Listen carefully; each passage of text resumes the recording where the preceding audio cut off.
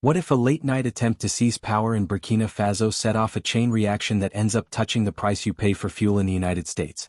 What if the streets of Ouagadougou, filled with citizens standing behind Captain Ibrahim Traoré, end up influencing security agreements, commodity flows, and the same inflation pressure eating into your savings? Traoré has told his people again and again, "We don't ask for freedom. We claim it. We don't kneel. Not to fear. Not to pressure. Not to anyone who believes Africa exists to follow orders." Last night, those words stopped living on microphones and turned into action on dark streets while the risk was still unfolding. Shots rang out, and instead of retreating behind closed doors, people stepped outside. There was no official broadcast. No reassuring headline. Just movement driven by instinct and a single shared message. Not tonight. Not this way. When civilians hear gunfire and move toward the unknown, that is no longer just politics. That is conviction. Before we go further, do one thing with me. If you believe no country should be bullied on its own land, type New Africa in the comments. And if you want more stories about how power really shifts when cameras are gone, like, subscribe and turn on notifications. Because what follows next in this standoff is where the real cost shows up. Stay with me because you're about to see why a distant night in Ouagadougou connects to your daily life more than 1,000 polished speeches in global capitals. Picture Ouagadougou just after midnight. The city is half asleep. The heat hangs in the air. The streets feel tense, like they're waiting. Then gunfire tears through the quiet. No explanation. No briefing. Just noise, fast rumors, and phones lighting up with short messages all saying the same thing. Something is wrong. In Burkina Faso, people have lived through enough instability to recognize that sound. They know how fast a country can slide from fragile to out of control. And that's why this night stood apart. There was no time to wait for instructions. No time to ask who was in charge. The only question was what happens next? If Ibrahim Traoré were removed by force, the danger and confusion were immediate. Roads that should have been empty began to fill. People didn't move like an organized protest. They moved like families defending their home when they hear the door being forced open. And this is what surprised everyone watching from the outside. The first people to respond were not soldiers. They were civilians. Within minutes, fear stopped owning the night. People poured out from courtyards and side streets as if the entire city had received the same silent call. Some came barefoot. Some carried flashlights. Some brought nothing except their voices. There was no stage. No banners passed out by officials. Just a crowd forming while uncertainty still hung thick in the air. That is what makes this moment impossible to ignore. In most places, gunfire sends people into hiding. Doors get locked. People hope danger passes them by. But in Ouagadougou, many did the opposite. They walked toward the sound. They gathered near key roads. They clapped and chanted, not to praise violence but to send a message. You will not take our future quietly. Traoré's supporters weren't acting like they were shielding a politician. They behaved like they were protecting a turning point. As if his fall would mean every promise falls with him. To understand this, you need to understand daily life. Families going to bed early because food is limited. Young men willing to work but unable to find steady jobs. Mothers calculating the week by market prices instead of dreams for their children. When life feels like that, politics stops being abstract. It becomes survival. So when the streets filled, it wasn't blind loyalty. It was a warning. Because when ordinary people step into danger like this, it means someone has badly misread Burkina Faso. Whenever a country shakes in the dark, the same shadowy question follows. Who benefits if Burkina Faso collapses? Chaos is never neutral. Chaos opens doors. And once those doors open, powerful interests walk through them calmly in daylight, armed with contracts, partnerships, and language that sounds polite on television.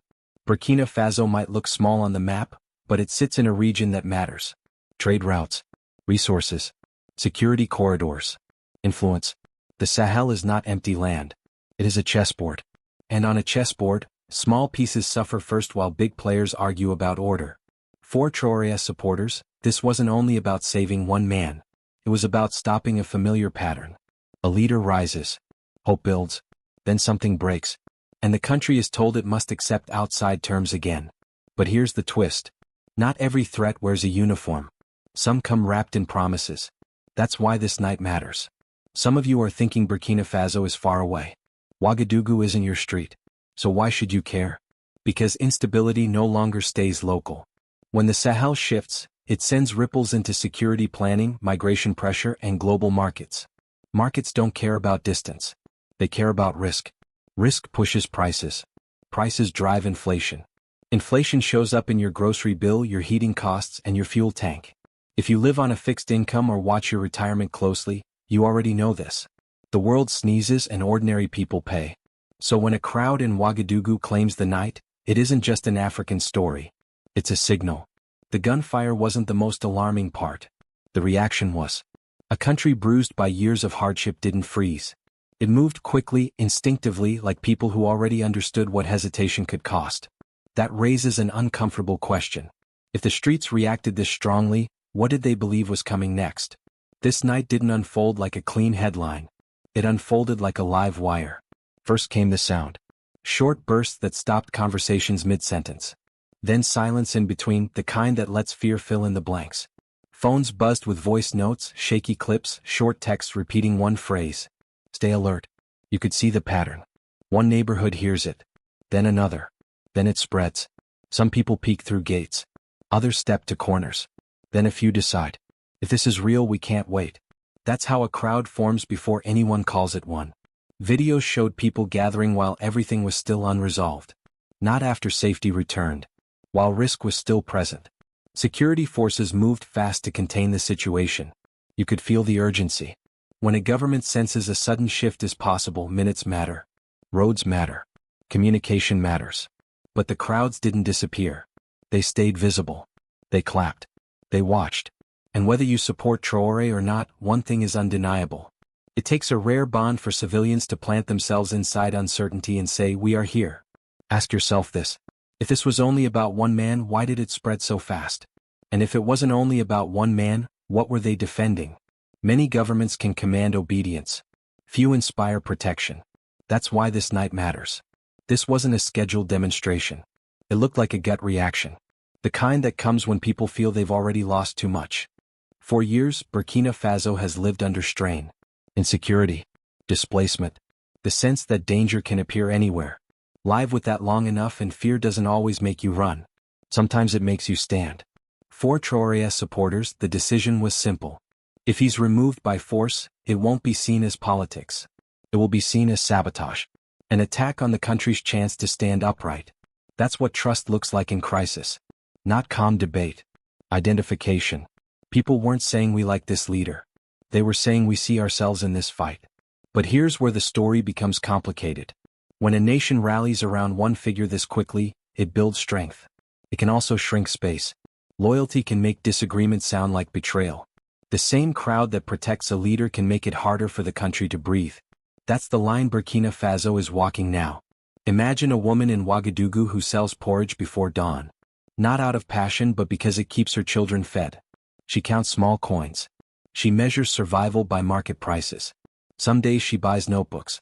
Other days she pretends she already ate. Now place her on the same street where gunfire echoes. When people like her step outside, it's not thrill-seeking. It's understanding what chaos does first. Chaos closes roads. Raises prices. Empties shelves. Breaks fragile routines. So when civilians flood the streets, remember this. For many, politics isn't debate. It's the difference between a week that holds together and one that falls apart. In their eyes, Traoré isn't just a uniform. He represents a chance. A chance that the country stops being pushed, used, and spoken for. That's what outsiders often miss. To many supporters, Traoré represents a break from a loop. Insecurity rises. Elites talk. Foreign partners negotiate. Ordinary people suffer. Nothing changes. So when he speaks about sovereignty, it doesn't sound like a slogan. It sounds like refusal. Refusal to keep outsourcing decisions. Refusal to watch resources leave while communities stay poor. But every revolution carries a haunting question. Where does justice end and a new injustice begin? If one man becomes the symbol of dignity, anyone who challenges him risks being labeled an enemy. And that's the danger. Trading one silence for another. Last night wasn't just about cheering. It was a test. Can Burkina Faso build sovereignty while preserving the right to question its leaders? When small countries shake, big ones calculate. Interest, leverage, influence. The Sahel is not just land. It's a corridor. A pressure zone. When leadership shifts there, it sends signals everywhere. Control today doesn't always look like soldiers. Sometimes it looks like loans. Training. Aid with conditions. Deals that decide who eats and who waits. Supporters know this pattern. A leader changes course. Pressure builds. Narratives turn. Economies tighten. Stability becomes the excuse to force a return to old arrangements. That belief moved people last night. To them, the threat wasn't only guns. It was the return of the leash. Here's what should hit Americans hardest. When global powers compete, regular people pay. In Burkina Faso, the cost is food and safety. In the United States, it shows up as higher prices and new crises. So the question isn't only who fired shots. It's who wanted Burkina Faso to blink. Across West Africa, the pattern is familiar. Mali, Niger, Burkina Faso. Different flags, same pressure points. Insecurity, public anger, hunger for control. Traoré's rise didn't happen alone. It landed in a regional mood. A belief that the old way failed. But this night was different. In Ouagadougou, the streets moved in real time. That tells you something. People aren't just tolerating him. They're tying identity to what he represents. Once identity enters politics, everything intensifies. Rumors ignite faster. Challenges feel personal. The struggle stops being about authority and becomes about destiny. And outside the country, governments wait. They watch streets, microphones, moods. Then come statements about concern and stability. Behind those words are calculations.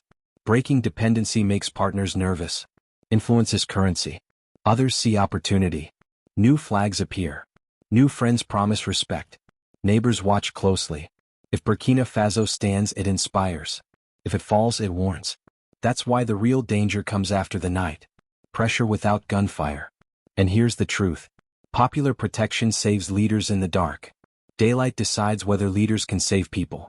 When chants fade, families still need food, work, safety. Devotion was shown. Now comes proof. Because you can't eat promises. And if every question becomes suspicion, insecurity takes a new form. The hardest work starts now. Turning courage into results. Turning sovereignty into something felt in prices and paychecks. The message from the streets was clear. Any forced removal of Traoré will face ordinary people. That matters beyond Burkina Faso. But it also carries a warning. If chaos comes, families pay first. And this is why distant nights matter. Instability travels. Risk raises costs. Costs fuel inflation. Inflation punishes people who did everything right. So don't dismiss Ouagadougou as distant. It's an early signal. Burkina Faso stands at a fork. Consolidation, quiet pressure, or fragmentation. None are easy. So ask yourself this.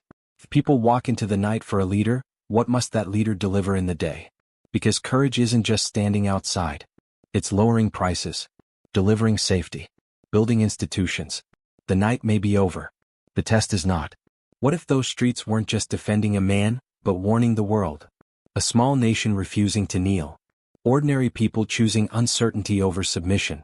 A leader who must now prove the sacrifice was worth it. Tell me what you think. If you wrote New Africa earlier, let it mean something. Share this with someone who still believes power only moves in conference rooms. Sometimes, power moves in the dark when ordinary people decide they won't kneel.